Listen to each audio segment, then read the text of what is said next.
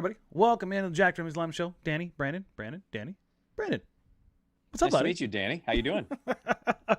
I'm doing okay. It's Thursday after the Blazers game here. For anybody listening on the podcast version, if you're listening, this is Thursday following the Memphis Grizzlies game. Blazers are now 2-2. They have not played a single game like another. That's not true. They've played like crap in their two losses, and they've that's the line we're gonna draw. And they played one wins. really good quarter in each of the wins. Yes. So yes. like grand scheme here, is it just me or is it a little bit weird as we look at how things have kind of progressed so far that one quarter is like it's enough to win you a game? Like the West is just like that right now, and I think part of it is these teams are so not overwhelming. I think there's so much parity in the West for the first time in God knows how long. Like every team is defunct in some way in the West. Like there's just something that doesn't track, doesn't add up. Phoenix has got a little bit of a hangover. Portland, small backcourt. The Lakers are old and washed. The Warriors are missing Clay. They're a little bit small. A big team can beat the hell out of them. The Nuggets, they don't have Murray. MPJ can kind of come and go. Jokic, I think he may be dead after Lowry dunked on him. Oof. But, I mean, like Harrison Barnes is an MVP, but it's the Kangs. So, the Jazz. The Jazz are the Jazz still. The Jazz, they're probably the one team that's actually still okay, right? Like, they look normal. They look like, oh, yeah, they could win 50 games easy in the regular season.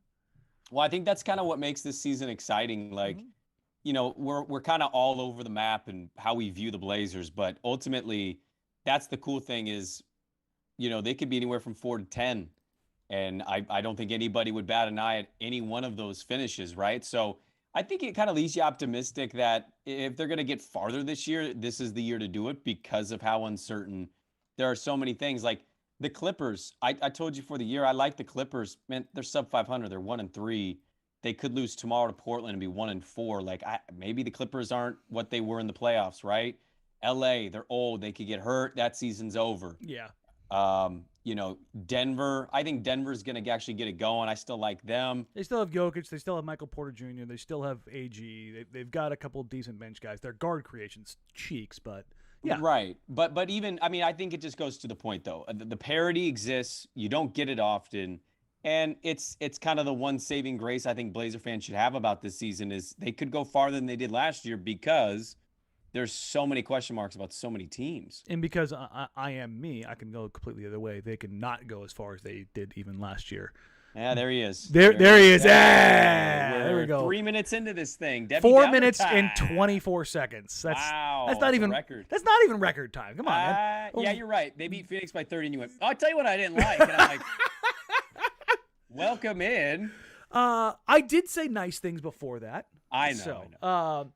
But again, it's been one of the things I went back and started watching the game last night, and somebody said the show was a downer the other night because if the Blazers lose, it's because they're bad, and if they win, it's because their opponent didn't play well.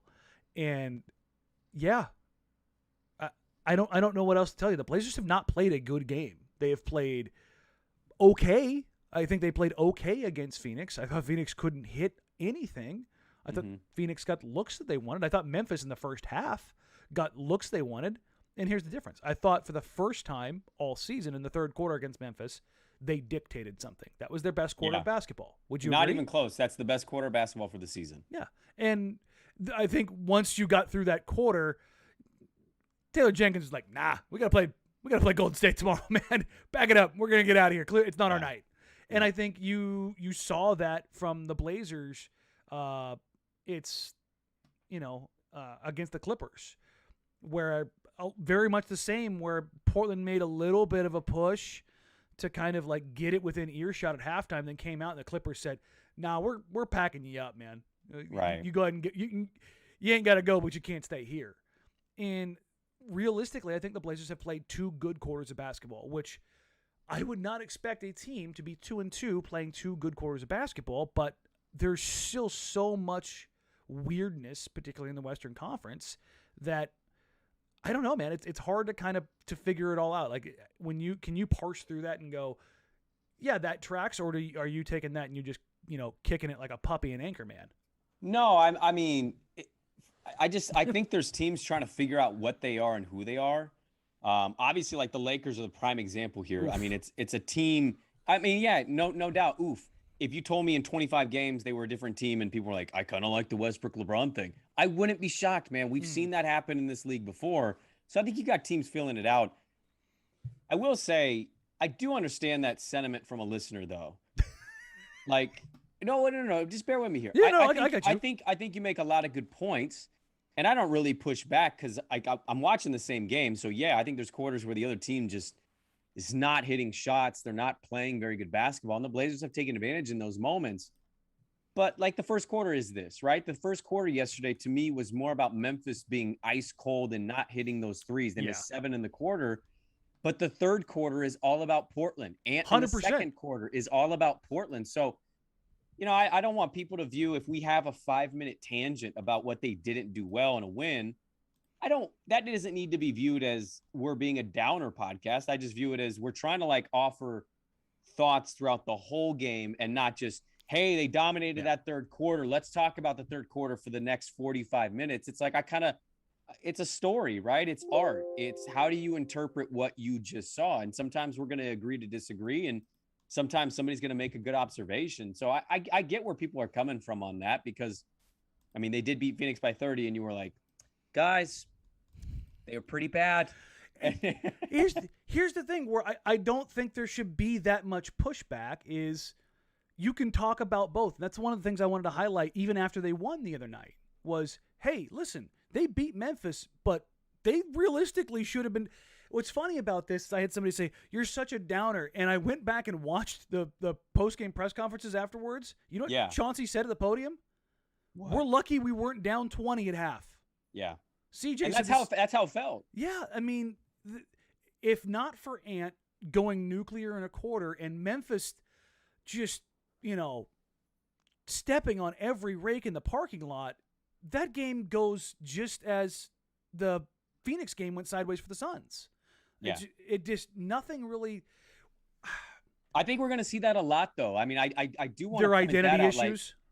Yeah, but they're not going to be the only team with identity issues. Like, Memphis probably kicking themselves in Golden State right now that they couldn't hit those shots in Portland. Mm-hmm. That's going to happen. I mean, you're just going to have teams. And I also think some of these teams now are just starting to kick. Like if they're down, they're down 18 and it's the first end of a back-to-back or something. Like I won't be surprised if you see a lot more teams this year just packing up. And be like, you know what? It's one game that could make or break, but most likely won't. Will be okay. I just think it's like a mix of a lot of things right now. It's not one defining trait of Portland. It's a lot of inconsistency, but they're not the only team in the West dealing with that inconsistency. Yeah, and Reed says the same thing we said about both teams in every game. I don't think so. Like you each game is its own individual thing, but when you look at it and you go, hey, listen, and I hate saying that it's a make or miss league, but you can pick up on the flow of the game. You can pick up on intensity. You know what you're supposed to do versus what actually happens. And these things aren't conducted in these like isolated chambers. Yes, they're different games, but you're not going to get the same effort levels. You're not going to get the same shooting luck. How you react to those things, that's what matters. And I think in the Clipper game, they were lucky and it's not even like them hitting shots. They played like dog water in the first half. It was, or this should be coming out in the third quarter. After the first half. Chauncey said it was embarrassing. Yeah, and I mean that's not like a if this thing goes this way, they played bad. Like that's there is such a thing as playing good, and there is such a thing as playing bad, and it's okay to say that both things happen in a single game. And more often than not, they do. Very rarely do you get 2, 3, 4 quarters of like really good basketball. Is it possible to? Because when you say something that maybe I didn't think about or something I didn't maybe notice as much, win or lose, I kind of take that information and I think about it and I'm like, okay, oh yeah, I guess I didn't notice that. I think it's more just we are pointing out what the flaws of the team are along the way because you kind of do need to identify those, right? Like You need to know that before the trade deadline in case there's a move that maybe you need to make or a piece that you need to get rid of. Or I think we're more giving you the complete look of a team instead of like, hey, they won. Everything was rainbows and unicorns. Yeah. Like that's just not it. And some We games know you'll who this have team that. is for the most part. Right, but they might have some dominant wins, Danny. Like they might have a night where it's like, hey, they beat the living hell out of the Cavs. That's a good win. The Cavs are a fun young team. Yeah, But that road trip's gonna be fun, by the way. It absolutely is. It starts with Charlotte on Halloween. I can't wait to watch that Sunday night. But I also think you're gonna have games where you don't play well for half the game or a quarter, and then, it's okay. It's okay to point that out. Yeah. You know? And the thing is, like, a dub is a dub, as somebody else said in here. Yeah, absolutely. That's absolutely true. I am not anybody who watched the show with Joe and I for years. I do not like moral victories in professional sports. If for minor league coaches, according to Jay-Z. I don't like it. When you're especially when you're talking about a team like Portland.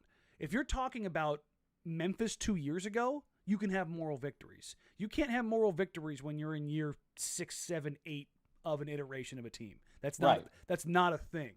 So I'm not going to sit there and go, oh, this was great. Oh, this was awesome. Or, they could do a little bit of minor work on this. If I see something that looks awful, I'm going to go, that looked awful. Mm-hmm. But at the same time, I'm going to sit here and go, Anfernee Simons was a walking bucket in the second quarter, and I'm going to call that out. I'm going to talk about Larry Nance dunking the ball seemingly every time he touches it.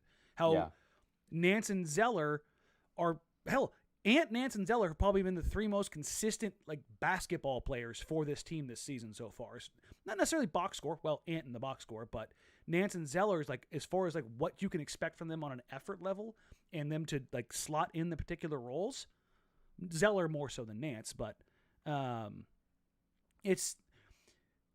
I want to talk about all of the things, not just the good, not just the bad. I want to look at it all and be able to see this is where X, Y, and Z happened.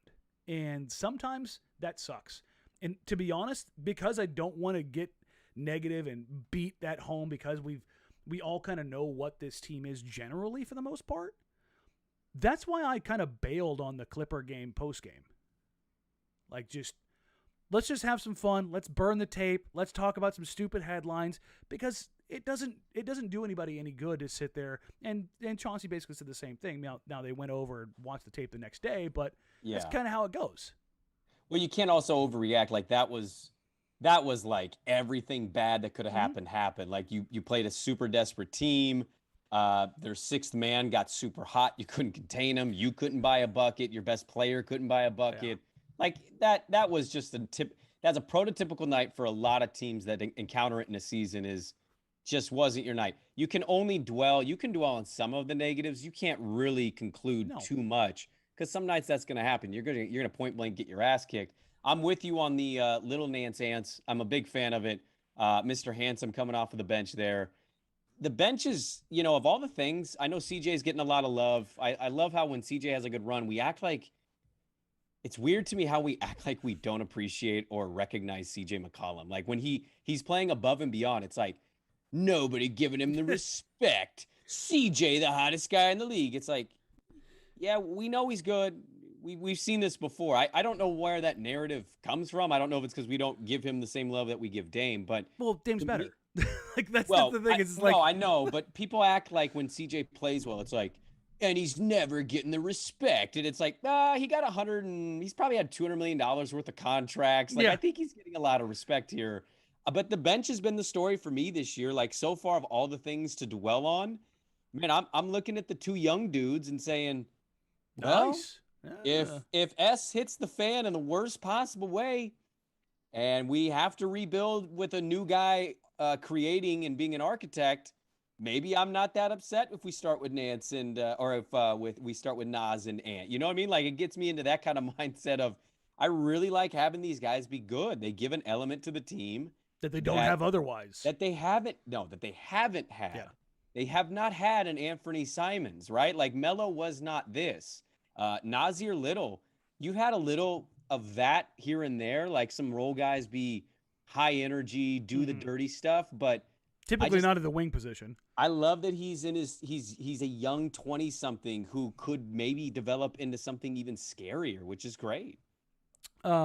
Reed also brought this up, and I was gonna hop into this here in a few minutes, but it's kind of a good transition because we've talked about how Nurk has not been good throughout this period so far, how Dame's kind of been hit or miss, how CJ's been pretty good, how Ant has been fantastic, and the bench guys have been good, and Nas back and forth. Norm's been out, but the one guy we haven't talked a ton of is Robert Covington, and he has been, outside of a half of basketball, has been very, very bad. It's very weird. So there's this whole thing about how it's very difficult for guys who have been in Terry Stotts' system, and I'm going to keep emphasizing this until this stupid talking point goes away. The longer they were in it, the harder it is to break these habits. Well, then how come the All-NBA defensive players having trouble adjusting, who's been on multiple teams, played for multiple coaches? It's crickets. You're going to get crickets to that. Yeah, and so that's where there's always if I can get my narrative to lock in on this one thing, I can do that. But then when you actually pull it back and go, Robert Covington has played for numerous teams, been on good defensive teams, been on bad defensive teams, been on really good defensive teams, been on so-so defensive teams. But he's played in different styles, different systems, and different positions. He's been a 3, he's been a 4, he's been a small ball 5. He has looked lost, and it is just a weird thing because he's a high IQ player. The thing about Rocco, one, he's a role guy, right? And at the end of the day, this league, these games are going to be about how good your best players play. Yeah, the other guys will slot in. Yeah, those stats will be there, and sometimes they won't. But here's the thing about Rocco. We need to remind ourselves, he got off to a really bad start last year with Portland. Remember, he couldn't shoot, and then he ended up having the best three-point shooting season of his career? Couldn't make, I remember seeing a media member, and I won't name names because, look, we all have opinions we throw out, but I saw a media member was like, I'm out on Rocco, bad move, can't believe we made that. And it was 20 games into the season, and then I'd say a week after that it was like game 27, he just went on an absolute heater. Just kept hitting. So, maybe much like CJ is great at the start of the year, these last 2 years, maybe Rocco's a slow starter. Yeah, maybe he's a slow starter. Dame has consistently, whether it's been the abdomen or not, been a slow starter.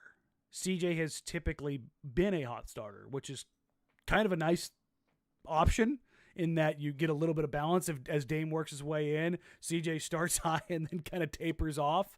I think there's a large swath of how guys play in the NBA and when they peak in a season and how strong and how physical and how conditioned they can be at certain times.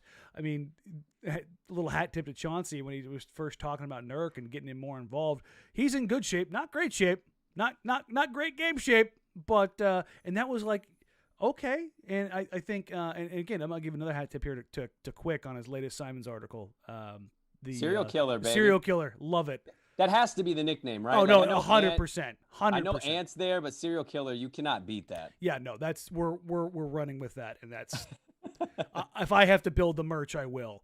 Right. Oh, we know you will. You'll probably hand stitch everything. You'll spend hours. You'll call Ant. You'll have your little old lady glasses on your nose. You'll be like, Anfernee, I'm almost done with the sweater. I'll have a picture of side by side as I cross stitch. Nope, not right. Got to get it just right. But I'm talking to Phil Beckner about how Dame's process goes this summer. He talked a lot about Ant during all of this. He told me him and not to throw another name in there, but Mikal Bridges, how his ascension has been, because Mikal was at those very same workouts. Go back and look at the photos. Yeah. It shouldn't be a surprise that all of a sudden that Mikal looks really good, and that's this whole idea of getting ready for this season, not just physically but mentally. And I think Ant, that has showed that, hey man, this is building up and getting ready. And he came in, his body was ready. He looked the part. Nurk not looking the part is a little bit of a problem. I haven't seen that with Cov, but I don't know if Cov, maybe he's just a guy, like you said, who warms in or works into a season. That's a kind of a veteran thing typically, is you don't want to beat your body up. You only have so many minutes in you. Do you just kind of let it go? And I'll get there by game 25. I think that's kind of where I'm at with him. I will fully admit, he's getting a lot of minutes and he's not really producing. Yeah, I'm not worried quite yet. I mean, we are 4 games into this thing, and I think when you're in year 7 of this CJ Dame era, I think when you're in year 7 and you've lost as many first round matchups as they have, I think you tend to have days where we get in over our skis. We overreact to things because we're all a little impatient, man. We want to see Damian Lillard compete at the highest level and be in that category with the Giannis's, the KDs, the LeBrons, the Stephs. Like, and we know he's great. We know he's in it talent-wise. He's top 75. We want to see him play at that level. And that's all we all want. You know what I mean? Like, I was thinking about this today on my drive home, and I was going to throw it to you today. Where do you think, and this is a scary place to go. Oh. Where do you think the general manager is right now when he's watched this team for 4 games? What do you think is going through his head? Is there any, we're lacking in this, or, we'll see what this dude's doing. I might have to include him in something. Like, I'm really curious what he's thinking along this journey. It's the one thing that I can be critical about that guy. If he would just do interviews, or he just talked more. He doesn't have to be Daryl Morey, but like, be alive. I just want to, like, we don't even see him. You don't sit courtside because I don't think he wants to get booed or have somebody yell something. Well, he was banned from courtside for a little while. Well, I know, but that ban is up and you're not seeing him. So I want to know how he's thinking. What's he thinking about this team? It's not even an attack. I just want to know, what is the thought process 4 games in, because we've all had different opinions, but what's the guy who's built this roster and maintained this roster? What's he thinking right now? I think it's very much a patience game, because if nothing, he is patient. Yeah. He has never traded a single player outside of, I shouldn't say never, because I'm going to contradict him immediately. He has only traded players outside of their expiring deals, I want to say 4 times. He doesn't move anybody unless he has to. Yeah. If they have desperation, right? It's like Mason Plumlee. They didn't want to get rid of him, but they knew where they were going to have to pay him, and they weren't going to pay him. Gary Trent Jr. Clutch was like, listen, if you're not clearing the path for Gary to get minutes and you don't believe in him to be a starter, get him out. Otherwise, we're going to, cause issues. Remind me, who does Clutch represent on this Trailblazers team? I believe his name is you. Yeah. So if they're going to look anywhere, I would imagine as much patience as there's going to be, that patience does have a time limit, and it's right around Christmas. Did you get a sense watching last night? And maybe I'm reading the wrong tea leaves here. I didn't feel like he got a real loud ovation when they said his name. Like, I felt like when CJ was cooking Brandon Clark on a double move, or, Dame had that little run, or Ant was going nuts, or Nas did something, or Nance. Like, just fit in. That's what happened last night. I said it last night. I thought last night was good for him because they included him. He got some points. Like, he probably felt good with some of those dunks. It's such a stupid thing maybe to notice on my end. I didn't feel like the crowd was just like their usual Nurkic fever. It was kind of like, cool, bro. Cool, bro. I think a lot of people are like, come prove this, man. Yes. You got to prove this to us. That's the thing, is I think some people have reached the point of, hey, listen, man, we love you, big fella, but Bosnian Beast was 3 years ago. Yeah, it was. Like, legitimately. And he has not been that guy. I don't think it's necessarily an indictment on him. Michael Ranella says, I'd like to snag Daniel Gafford from the Wizards. Well, number 1, he just got paid. He's not going anywhere. Number 2, he just got hurt last night. So he's undergoing an MRI. So unfortunate timing, to say the least. And I don't think Nurk is a bad dude. And I don't think we talk about players as people enough. I think they're treated more as commodities, and like, if I was this, I would do this, or, and it's just like, it's such a massive case of bullshit. It's like the year.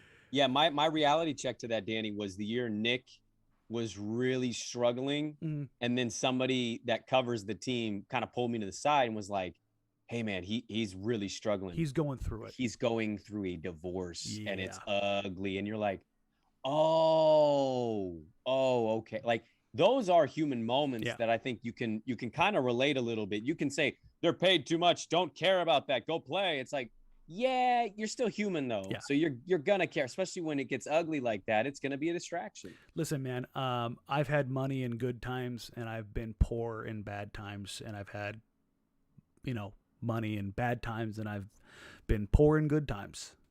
Oh, absolutely. No doubt. It all sucks and it's all great. Yeah. Like, Does it make it easier to handle some things? Yeah, it does. Mhm. But it also can make things significantly worse. Right. So, like, we talk about Nas having a really crappy 18 months. Yusuf Nurkic has had a very well-documented crappy 3 years as far as what's going on in his life. He had a devastating leg injury. I mean, not to go all the way back to that, but I don't think he's ever recovered from that physically. Well, that matters though. I mean, it's not just like the physical aspect, like that injury itself with that dude that size. You're never, no matter what anybody says, you're never the same player after that. You lost something. It may be little, it may be big, but then you pair the injury, the sitting out. You know, he had a damn near 2-year recovery. 2-year recovery. He dealt with the family stuff and COVID, like, and there's more family stuff that's not out there that, I mean, we know about his grandmother passing, and then there's that we won't get into. The guy's been through it, and this isn't necessarily an indictment of him. He's a big emotional dude. He's still young, man. Yeah, I mean, we talk about he's a guy in his prime. It's like he's still 27. The man is 10 years younger than me. Like that's a big gap. It really you're old. But I mean, realistically though, where I was at 27 versus where I'm at now. Oh, I know. Yeah. Good God, man. Yeah. And so I try not to just bury dudes. Like if I was in one of these guys' spots, and I do have not even sympathy, but empathy especially for the leg injuries, because I know I've mentioned it way too often, but I've had a devastating leg injury that literally rerouted the course of my life. I know what it's like to go through that, and it's just it's awful, man. It is. Yeah. It is mentally, physically, and everything that does to you. And I'm 14 years removed from it, and it still haunts me. He's 3 years removed from it, and it impacts his daily life. Like, it's still a part of his career. I just think the one thing, I mean, look, all this is accurate, but I think the one thing that he doesn't do for himself is make it any easier. Is make it easier. Like when you get bounced from round one and you play like dog crap because you couldn't stop fouling and your former teammate dominated you. I don't really want to hear you be all pouty that you didn't get enough touches and I don't know if I'll be back. We'll see who they hire. It's like, bro, I like what you do, but let's not act like you're Shaquille O'Neal out here and dial it back ever so slightly. But it's those things. I think you can be empathetic to the human part of it, but it's that part that makes people go, come on, man. It turns people off. You lose almost support in a way when you bring that upon yourself. And it was unnecessary. You know what I mean? I'm sure maybe he regrets doing it in the moment. He was pissed. They just got bounced. He probably didn't play how he wanted to play. He always wants to go against Jokic.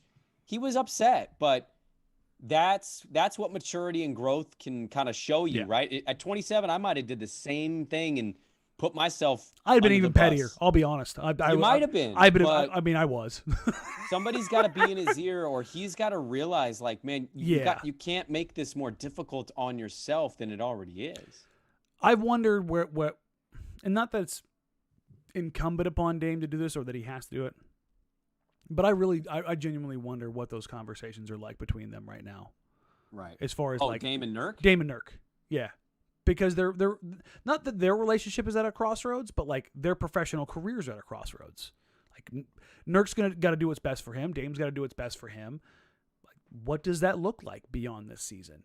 And I think to circle all the way back to what Neil is thinking, I think he's definitely thinking patience, because he is, if nothing, he's patient. But there are two straight lines to draw to right now, and that's Yusuf Nurkic and Robert Covington as expiring deals.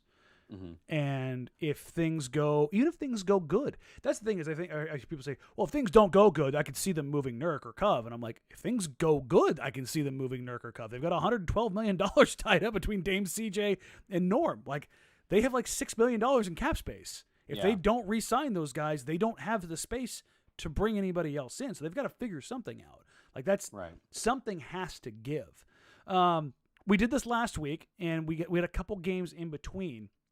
So I wanted to get your feedback We didn't have a couple games. We had 3 games. So I'm gonna have you give me rapid fire. We're gonna do our scoring here for the week for Suns, Clippers, and Grizzlies. This may be a little bit hard because you got to kind of think back a little bit. But nah, I'm ready. You ready? All right. Yeah. Damian Lillard, Suns. I'm gonna give him a 5.6. 5.6. Okay. Yep. Clippers game. I'm gonna give him a 2 there, Bob. Attaboy. And Memphis Grizzlies game. I'm gonna give him a 6.1. 6.1. Okay. So the captain struggling below a 6. Pretty solid average right now. 6.3, 5.6, 2, 6.1. But we know what the bar of him is. That's why that grade has to be scaled. That's exactly it. And I can't wait until you get to Simons because you're like, it can't get better than this. And then it got better than that. And yeah, but I'm going to go 10 and you're going to go, I'm going to give him an 8.2. I think he should be scoring 31, not 17. I'm going the other way around. Yeah, no, 100%. God. McCollum, I'm assuming you're giving him a solid grade against the Suns because he was cooking. Yeah, I thought, CJ had a good game against Phoenix. I will say I'll give CJ a solid 8. Solid 8. Clippers. Solid 8. That was a. I don't know why this phrase keeps popping up, but dog water is how I would describe the back. Well, nobody should have a good. Well, maybe one player has a good grade from the Clipper game. Yeah.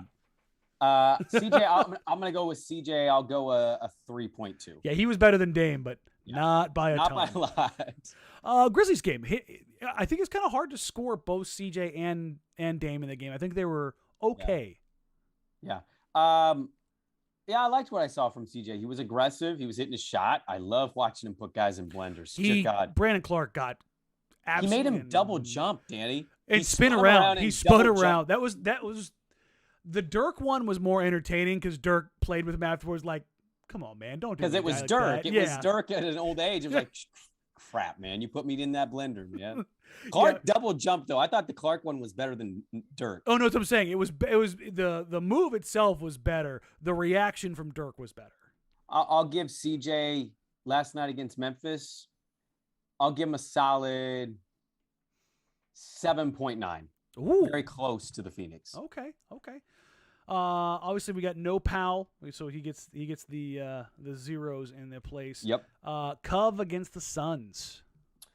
Robert Covington against the Suns. I'm going to say a solid 2.2. 2.2. Joey says, I like the block shot also. Yeah, CJ doesn't get a lot of blocks, but he leads them in blocks right now. And if he typically gets a block, it's a chase down block, which is really weird to me because he gets rim checked on dunks. I don't remember the Denver series. Yeah, that was one of the plays of his career. Yeah, absolutely. That was Mike Breen blocked by James, but it was blocked by Christian James. It was. I know. I still to this day when he got that. We were downstairs in the studio watching, because we're going to go live, as soon as the game ends, kind of a deal, and we all collectively lost our ever-loving minds. And I mean, it was like CJ. I don't remember what the score was, but I'll tell you right now when he made that block, play. I said they won the game with that block. Yeah. That was the game-winning play. I know he hit the shot over Craig, but that was the play to me that won them that game. It was. Covington, not many game-winning plays in either the Clippers or Grizzlies game. Which way? What are you going with Clippers and Grizzlies? Solid 1 for the Clippers, and the Grizzlies. I'm going to go a solid 2. 2. So I think it's safe to say that Covington has been the most disappointing player on the team overall. Yeah, because at least yesterday I saw Nurkic. Nurk's had 2 really good quarters. Nurkic found his role yesterday. Yeah. Cov's off. I mean, he's off and he's not hitting offensively. Suns game, he hit some shots. That was it. But beyond that, Nurk. This one should be interesting. Nurk against the Suns. I'm gonna go a solid 4.3. Okay. Nurk against the Clippers. I'm gonna go a solid 1. Yeah, and Nurkic against the Grizzlies. I'm gonna go a solid 7. Yeah. I thought he was good, and I don't expect much more out of that dude. Third honestly. quarter was, again, not only was the Blazers' best quarter, I think even though his production was better against Sacramento, I thought his level of play against Memphis was his best level of play. I thought he was more stable or consistent for the entirety of the Memphis game versus Sacramento. It was second half. It was desperation. awful. Yes. Boom, peak. Yes. Yeah. All right. Here it is. Okay. Anfernee Simons. Anfernee Simons. Suns. All right, ladies and gentlemen, I'm going to give Anfernee Simons the best score. And I want you guys to watch this as I give him logical scores that you'll agree with, and Danny will say not good enough. So here we go. Phoenix Suns. Anfernee Simons, solid 8. Okay. Anfernee Simons against the LA Clippers, solid 7.4. Okay. And against the Grizzlies when he saved their bacon? He was a solid 9.1, my man. Ooh, I think that's the highest. 0.9 away from being perfect. That is quite literally the highest score you've handed out so far in all of your scores. Dude, I told you last night, I thought he saved their ass in that quarter with that run. Yeah, I don't disagree. I think, again, as weird as this is to say, I think Ant has been the most consistent player on the team so far. I don't think that's a debate. Which is crazy to say about Ant, considering his career and his inconsistent minutes, his inconsistent role. But when placed in a position with consistent minutes and a consistent role and nobody looking over his shoulder, he has delivered. And I think that's a testament to where he's at right now. I think people stats-wise would disagree with you and go, well, it's CJ, but CJ had an awful game against the Clippers. But I'm not, I think sometimes stats, we get in over our skis on stats. And I think Ant, his role is to go get buckets, and he has been incredibly efficient. And when given the opportunity, he's just cooked. Yeah. So the other young guy, Nassir Little, Suns, Clippers, Grizz. Phoenix, I'm going to go... I'll give Nas a solid 6.7. Okay, 6.7 for Phoenix. Clippers, I liked his energy. I thought him and Ant kind of were the only two to really bring it for that game. I'm going to give him a solid 6, right at 6. Can't go too high because they got their ass kicked. And Memphis Grizzlies game, really liked what I saw from him. Inserted in the starting lineup, so I think we need to take this into account that this is a bit of a... It's not a role change, but it's still a change. It is. It is, but you know what I mean? They're still asking him to do the same stuff. The pressure is just ratcheted up. Right. And I think for the Grizzly game, I'm going to give Nas a solid 7.3. Okay. So, really, according to this, Nas and Ant. Maybe the outperforming of expectations is really kind of lifting them up, perhaps. I think we don't really know where the bar is with those guys. I think that's what's going to, and that's what I think is going to be fun about this is when we look back over the season and kind of see what it looks like. Yeah. It's going to go, oh, okay. I see it. Larry Nance Jr., last 3 games. I think for me, at least, he's ratcheted it up each game as he gets more involved. I'm trying to remember the Phoenix game. Maybe that kind of should be my score because I'm having to say that out loud. He wasn't amazing, but he was there. Yeah, he was. Well, jinx, you owe me a Coke. Larry Nance. How about a Diet Dr. Pepper? That's disgusting, dude. What are we doing? Just drink real Dr. Pepper. I can't handle the sugar, man. Why? Aspartame is awful for you. Is it aspartame in Diet Dr. Pepper? Yes, there's aspartame in every diet soda. That's their sugar replacement. That's why it doesn't taste like weird water. I thought they had the...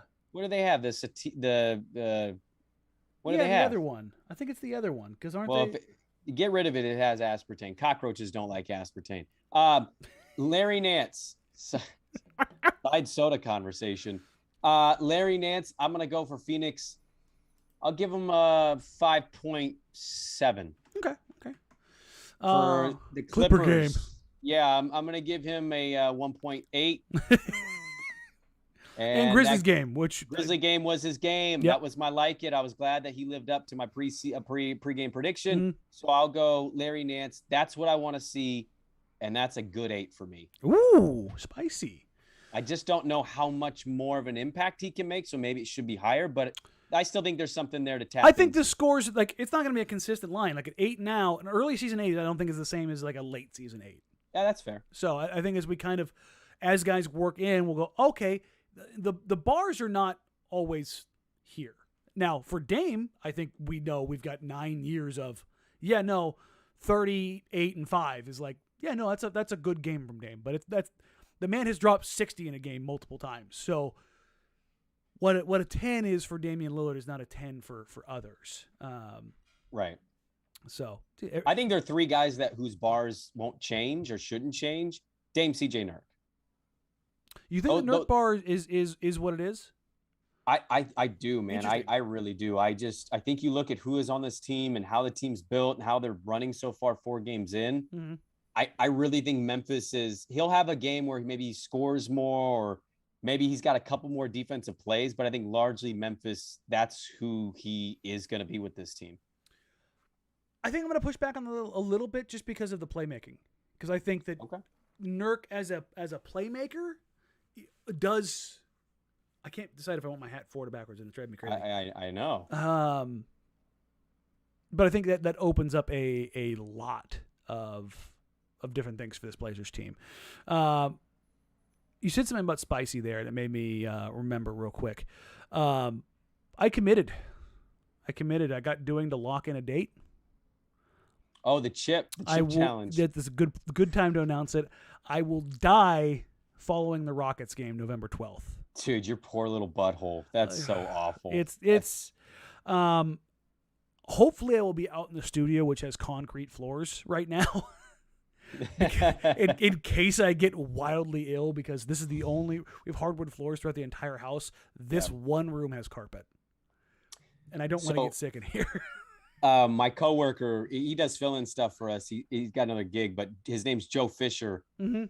He did this chip challenge. He told me there's nothing you can do. You just it's pain, it's hell, it's a half hour of just you're down in the dumps. I can't remember who it was. Maybe it was a YouTube celebrity, but I remember watching when that thing was really popping. It was a black dude in his kitchen eating it. Gabajabia. Yeah, it was Akbar. That's right. Yeah. And over the span of like 5 minutes. They say drink milk, and he's like, I can't. I'm lactose intolerant. I think he started chugging it, though. He was like, gave in. He's like, I'd rather it. feel like crap and pound it. Oh, man. That was one of the funniest videos I've seen on the internet, man. Yeah, no, that's what inspired me to make this bet. Is I was like, if I can get Doing to do this, because he's so ridiculous about his palate and how it's like I don't eat for pleasure. It's a temple. I wanted to ruin him. Bro, we're gonna die someday. Like, I'm eating what I want to eat. Oh yeah, like I'm sitting here eating or drinking whatever disease stuff is some sugar replacement in this. Like, will he not eat fettuccine Alfredo because it's got carbs? Like, is that basically, yeah, that man he eats like 1,500 calories a day. Like he lost a bet earlier this year to Brian Noe, and he had to eat like 5,000 calories in a day, and he acted like it was the end of the world. And I was like, that's easy. I was like, when I was in the Air Force, I was housing easy 10 to 12,000 calories a day. Bro, easy. That is easy work. 5,000? I was like, are you kidding me, dude? That's like 3 chicken breasts and like 3 scoops of rice. I used to do that for lunch. Like, I was 240 pounds and just housing, 4,000 calories. No big deal. Just, whatever. I'm glad we're going to get you to eat that damn thing. But yeah, it's going to be live. And the good thing is it's a Friday night, so I'll have the weekend to sit on one of those hemorrhoid circles or whatever. So let's talk strategy real quick on this. If this is me, it's one chip. It looks like a Dorito. Mm-hmm.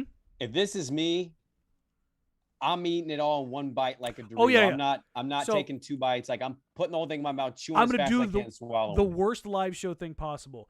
Keep us going here for 2 seconds. I'm going to go grab this thing. We'll kind of break it down so we can kind of preemptively do it. Oh, I like what he went with that down the chip. I'm going to break it down. By the way, side note, thank you guys for tuning in. Thank you for subscribing. And it's been a blast, man. I know Danny says most of this stuff. I don't. But I do want to give you guys a shout out, man. I've loved it. I've had a lot of fun doing this.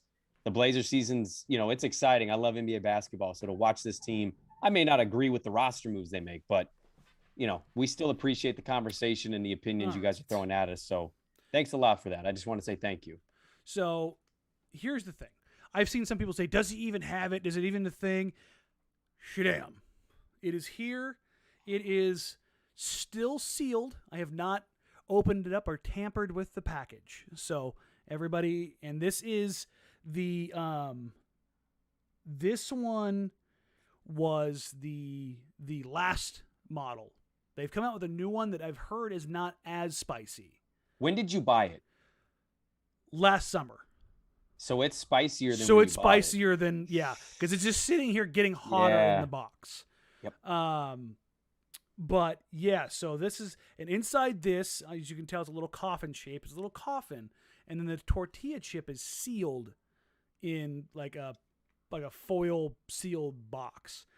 My goal is hopefully, we're about 2 weeks away from doing this.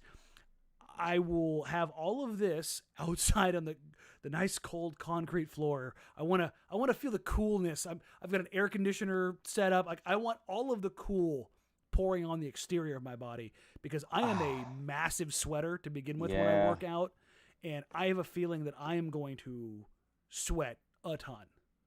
I told you I lost a spice bet and I had to eat a chili dog, and I've never eaten something that hot in my life, and it literally got me sick. Like I threw up. What was the chili dog from? It was from a food truck called Big Fat Wieners, and they were out at our golf tournament at 1080 at Langdon. It was like the last year before COVID hit, and I lost the Oregon State bet to my co-host Dirt, and the loser had to eat something spicy, and they were there, and they said they had the spiciest dog in the city. So they hooked it up. I got halfway through that dog. I couldn't eat it.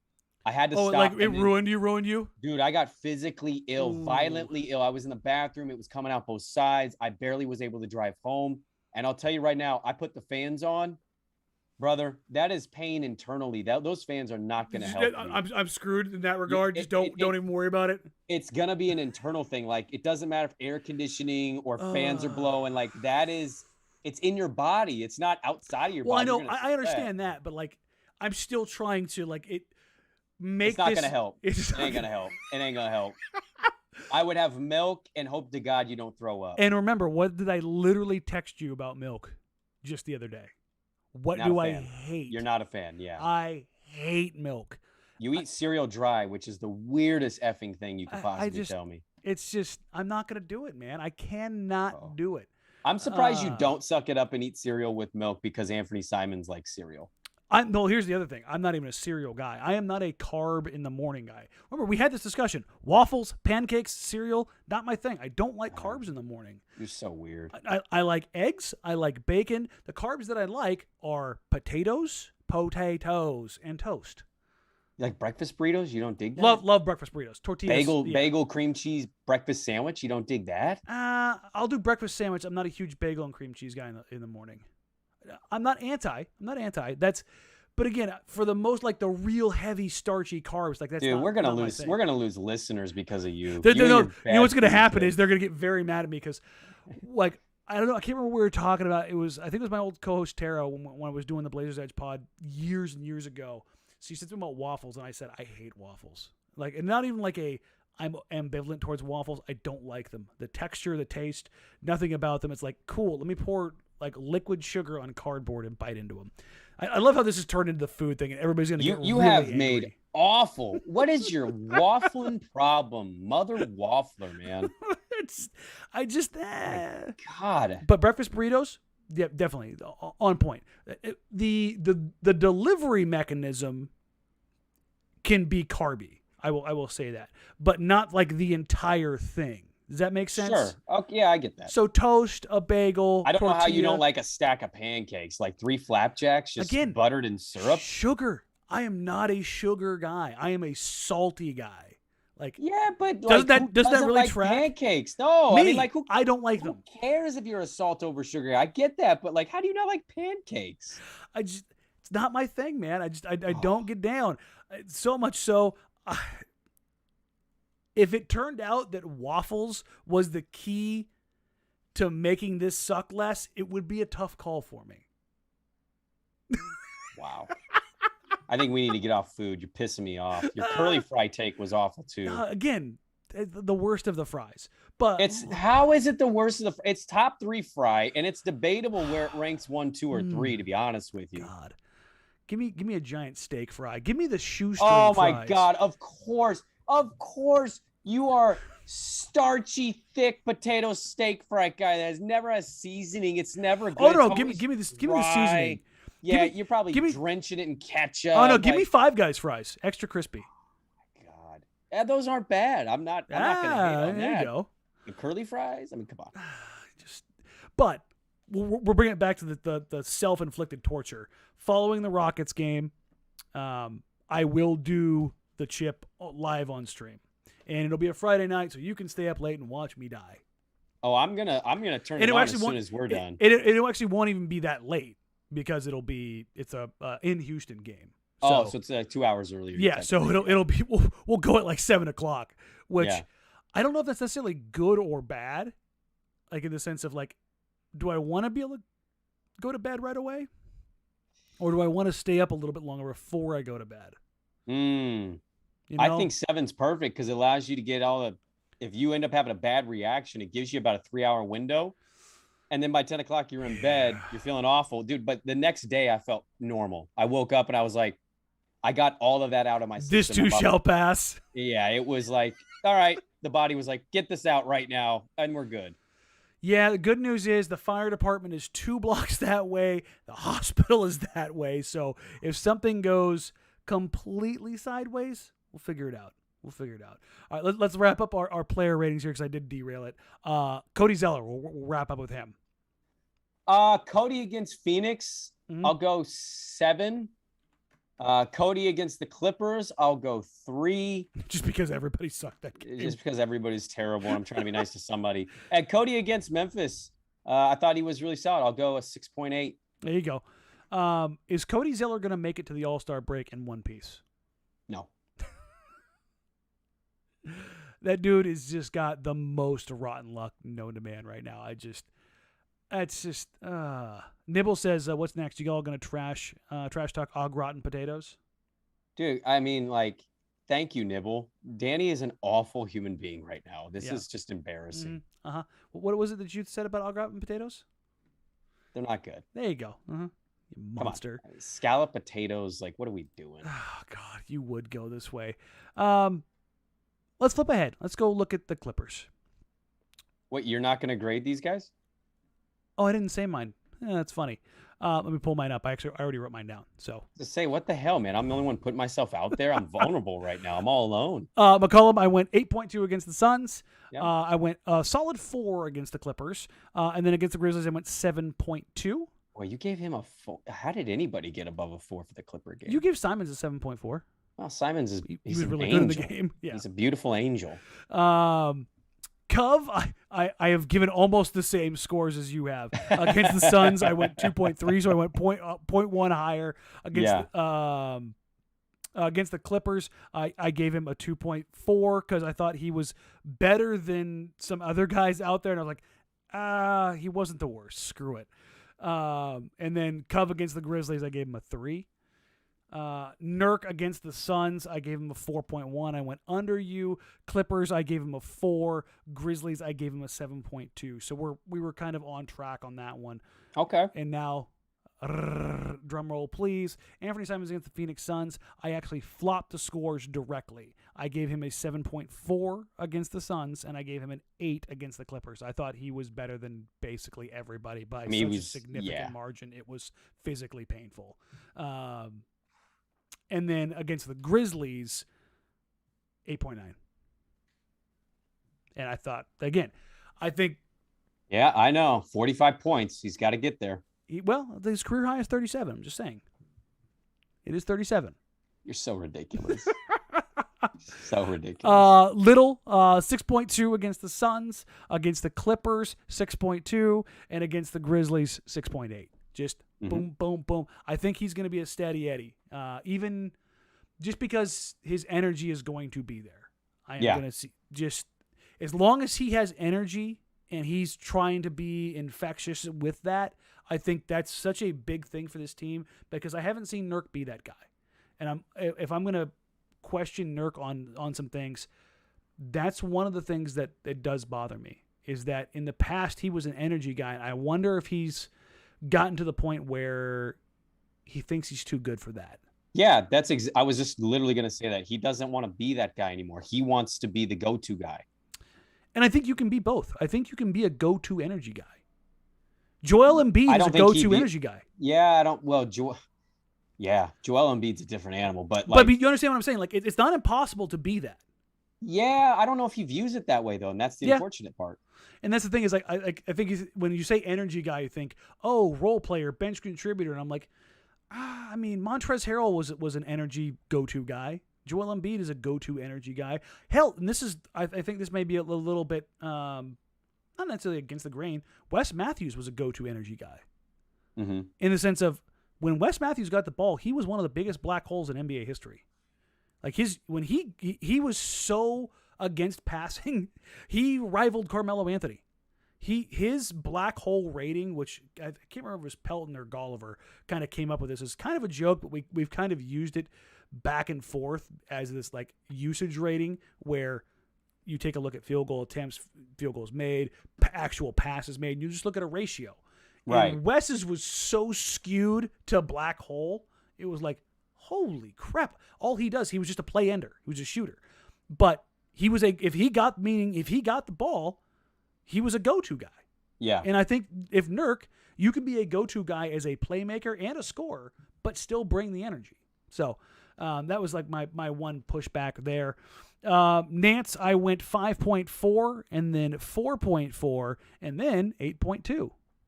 I thought he was screw really the box score. Night, I thought the way he played and how he played, that's more in line with what to expect from him. And I think that's the kind of the fun thing. And I almost just gave Zeller straight 7s.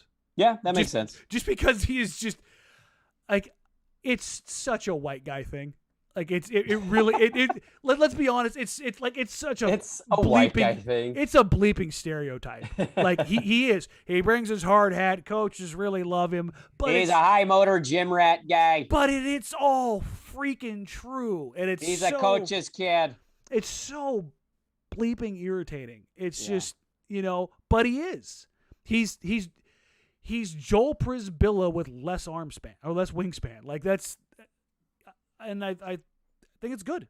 It's a good thing. So we're not terribly far off on our scores, but I did end up giving a 7.2, a 6.8, and then a 7.2 as I just rolled them back and forth to average out to a 7.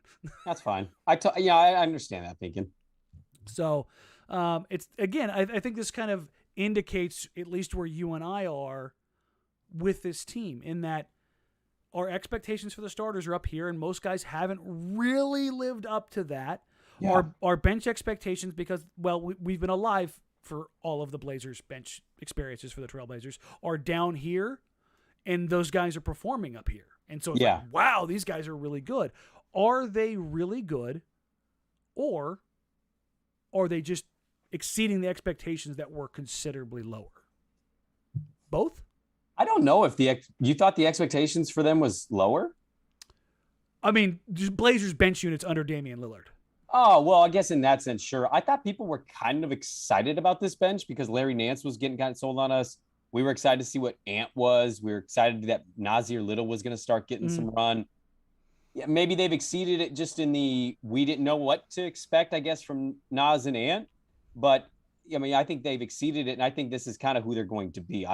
I don't have a reason, again, 4 games in, I don't have a reason to believe I love 4-game in judgments. Larry Nance is going to completely fall off a cliff. Cody Zeller, if he's healthy and playing, is going to stop being this guy who gives a damn and fights hard.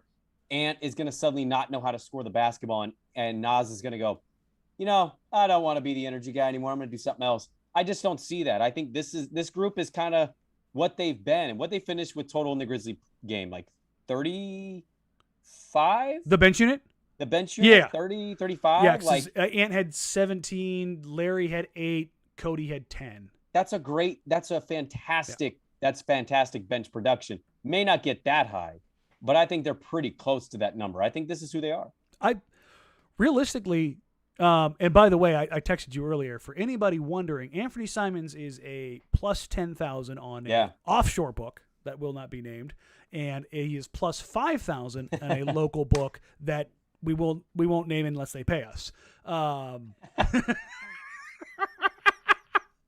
I wonder who you're talking about I there. wonder who I'm talking about. Man. But yeah, I still think he finishes in like the top 5 for that award. But at plus 10,000, top 5 is good value because you might as well drop $10 at that or those kind of odds. Because if he catches a heater and or heaven forbid something happens to CJ or something like that, and all of a sudden he gets put in the Jason Terry role of he may not start, like they slide Norm down to the 2 to start, but Ant gets 30 minutes a night and is looking to score 20 plus a night. He's going to be in line for MIP and 6th man of the year. Like that's those, like if you're trying to talk yourself into the idea of could he actually do it, though, that's the kind of circumstance I think that it kind of wraps around. Does that track? No, it absolutely tracks. And what's insane is we're at that point right now. 4 games into the season, we're like, yeah, we've seen this guy just be an absolute bucket. I'm really interested to see what happens when he starts popping him on scouting reports as option number 3. Oh, yeah. Teams are going to start keying in on that. I'm sure he's going to keep playing well, and, he'll eventually end up in the position where national guys are mentioning him or his name's going to pop up, and that's when teams will take notice and they'll start to kind of key in on him. But here's the thing. Watch him play. Like, good luck defending that. And maybe if you send 2 at him, I still trust that he's going to make that right pass. Can we see the playmaking? Is that where we see the evolution? Well, I feel like we've already kind of seen a glimpse of it, haven't we? He's made a couple plays that each game where you're like, okay. I'm sure he's going to have a growing pain game or 2, right? Like he just shut down. It's going to crush me, Brandon. It's going to crush me. It is, but you know what? That you're expecting it. You're not 100% the whole season thinking he's not going to have one of those games. Well, I mean, I might be. You're a psycho. You are an absolute I mean, psycho. is anybody really arguing that at this point? No. Speaking of psychotic things, the Blazers played the Clippers 3 times in apparently the first month. That next one is here tomorrow, Friday night. What Portland Trailblazers team are we going to get Friday night? TBD. Nobody has an answer for that. I don't give a crap if we're in this hot take business. Nobody has an answer. You don't know if they're going to show up. You don't know if they're not going to show up. The Clippers are, again, I said this yesterday, they're facing a Clipper team that's desperate again. Like, that's kind of awful luck for them that they faced them when they were desperate the first time. Then now they're back for more. And they're back for more. And guess what? I bet the third time it's going to be like, we're really desperate now. They're going to lose to like the Thunder or some crap like that right beforehand. And it's going to be like, oh, God, not again. We're going to get a closer game. And that's going to mean different outcomes for different players. Like, I don't know. It's true. We just had the blowout. So that technically that means this game has to be closer. It's going to be close. Like, I don't know what the spread's going to be, but I think ultimately this is a game that I expect goes into the fourth quarter and one team's up by 4 or 5, maybe less. And you're going, God, I have no clue where this is going to go. I think we're going to get one of those games tomorrow. You think we're going to get one of the like actual back and forth basketball games? Because we haven't had one yet. Yeah, I do. I really think it's going to be one of those. There's some things to nitpick, but if they end up getting the win, you also will be harping on, coin toss games, the good things that they did. Yeah, and I hope so. I hope that's the case. One thing we haven't really talked about a ton, and I think this is a good one, is that Damian Lillard has consistently played pretty poorly against the Clippers, whether it was, Pat Bev or Chris Paul or whoever has been there. I don't think they have the personnel to really wear him down, so to speak, but they can as a team. And one of the things is they did pick him up full court pretty consistently the first time they played. Tyler said that too. It was to just make his life hell. Just to make him work. Yep. Did you see anything from him against Memphis that led you to believe that it's better maybe to get Dame going with the pick and roll as opposed to trying to integrate this new style and where that kind of balance kind of fits? Well, I don't think the new style fits him at all. Well, I mean, that's what I'm saying. Like, do you think it's playing it's the pick worth... and roll for 8 years, like that, longer? But in this Nurk era, like he's been doing it for 6. Like, this is who he is. This is what their offense largely is going to be with him. He's not going to suddenly be some Steph Curry running around off screens, finding open looks. This is Damian Lillard. That's how he plays basketball, man. So, yeah, I think we're going to see what we saw against Memphis. And if the Clippers are going to play the similar defense on the pick and roll, Nurkic is going to eat, and you just hope that Dame hits more of his shots and doesn't get 20 on 22 shots. We'll kind of get out of here on this one as we'll have the pregame show for the Clippers. We haven't really talked about it much, but what have you seen or not seen from Chauncey through 4 games that you're just kind of like either taking mental notes on or wondering, or hey, what are they going to do here? What has been your initial takeaway a whopping 4 games in? I mean, it's almost unfair to give you an answer to that question, if I'm being honest. I've seen good and bad. Like, yeah. I've seen honestly, that's what I was hoping to get for, is like, you're seeing this, you're seeing this. I've seen a team get blown out and him not respond at all. And it doesn't matter. They get blown out. I've seen them start slow and, see them fight at the end of the game to come back and be desperate against Sacramento. And I saw last night, a team that he got in their ass after that Clipper game. Nas had talked about that with you. He got in their ass about their defense. And say what you want about missed shots, say what you want about lazy passes. Those are part of the story. But Portland was active in passing lanes last night. Like, I didn't count how many tips I should have. It felt like a lot of those Memphis possessions, Portland was getting a hand on a pass or stepping into a passing lane and getting an outright steal. If the coach got into him after the Clipper game and said, you guys need to be active, you need to be better, then let's give him credit for that. But it really is unfair to conclude one thing, a good or bad, I think 4 games into a season for a first-time head coach. I'm not going to hot take this, but I am going to make a pretty strong conclusion. Okay. Take that zone defense, ball it up, and throw it in the ocean. Wow. Okay. That needs to be put under wraps for Christmas, maybe. Then remember when Sauce just tried to buy a couple minutes of like, okay, please, I'm going to put you in a zone. Yes. Don't get cooked. That's what it looked like again, except it was with the starters and everybody else healthy with the exception of Norman. I was like, they're getting into the middle of the defense without doing anything. This is literally what the zone is supposed to prevent. Right. And I was like, it's not working. Now, the Grizzlies missed wide open shots, and maybe that was the goal, and I'm an idiot, but I sat there and watched them get to the middle of that defense in the middle of the floor, and I watched 2 go to the ball regularly, and I was like, oh, no, that's the one thing you can't do. Please, God, no. Yeah. And I was just like, let's put that one on hold. But, and this is where I think where so many people are hanging on. I have seen things from them defensively that I think are better. I still think they are very bad at the point of attack. I still think that the Dame Nurk handoff defensively is a major issue. I thought while Ja was scoreless, basically, I think it was the entire first half, I thought he was able to get to wherever he wanted. And God, if anybody had hit a shot in that first half from Memphis, it would have been a problem for Portland. But sometimes those grenades don't blow up. Sometimes that shell clears the can and it just lands there and doesn't do anything.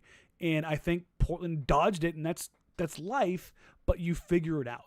And maybe they dodged a bullet and they're able to, live to fight another day. But here's your first example of that going into this Clipper game. And these are the things that I'm watching for. What does the attitude look like coming out against the team, your former team, that just waxed you? What is he more animated on the sideline? I'm not necessarily saying it's good or bad, just things that I'm watching for. Like, do you forcibly call timeouts a little bit earlier? Do you look to challenge a play earlier in the game? I also thought it was great that he told CJ to basically shut up and sit down. Don't you dare ask me to challenge that play against Memphis the other night. Yeah, the Melton one. Yeah, CJ's like, and Sean's just like, nah, sit down. Hey, I have a philosophy, and it's the right one, so I don't give a damn what any coach says. You do not waste a challenge. In the first half? I don't waste a challenge before the fourth quarter. Oh. I'm a fourth quarter challenge guy. They do get to keep it now. So they can challenge twice. You get the rollover if you win it, yeah. So well, then I'm not using it till the second half. Okay, I think that's where I'm. Such a waste in the first half. Yeah, unless it's. God, even there's no play that happens in the first half that you can't overcome. A technical foul. Okay, well. How many guys are going to get 2 technical fouls on this team? I don't on this team, not many. But what about on an opposing team? Wow. Man, I'm going to challenge that. I want you to go take a look at that video over there and watch Draymond kick him. I would just come out as a coach and straight up like, I'm not wasting a challenge in the first half ever. So I think he basically just ask did that question again. I think that's what Chauncey did is he squashed that. So for me, I'm saying all of this in a roundabout way to say, show me what you got. Like, let's just kind of like, I think that's where you and I think we really haven't talked about Coach Chauncey all that much. because I think, number one, you and I are in the same boat where it's, Jimmy's and Joe's more so than coaches, but it's not 20 games yet. It's 4 games. No. I don't think we can get mad about rotations or understand what exactly they want to do with their defense. They can say what they want their identity to be, but I don't know if you can necessarily beat it up and go, it's this, this, and this, or not this. And I think that's their identity is what they carve it out to be and not necessarily what they say it is. And I think Chauncey so far has done a good job as carrot and stick, right? Publicly. They got the stick after the Clippers game. They got a little bit of the carrot after the Suns game. And I think that's been fun. Yeah. I think they'd be 2-2 with Terry, but I do too. 4 games. Which so. I think kind of keeps us in that same boat as far as like, yeah, they are what they are. You could find that found money as Nassir, is Larry, it's Zeller, and it's Nas. I think that's the big thing. We did get an update for anybody who wasn't or didn't see it.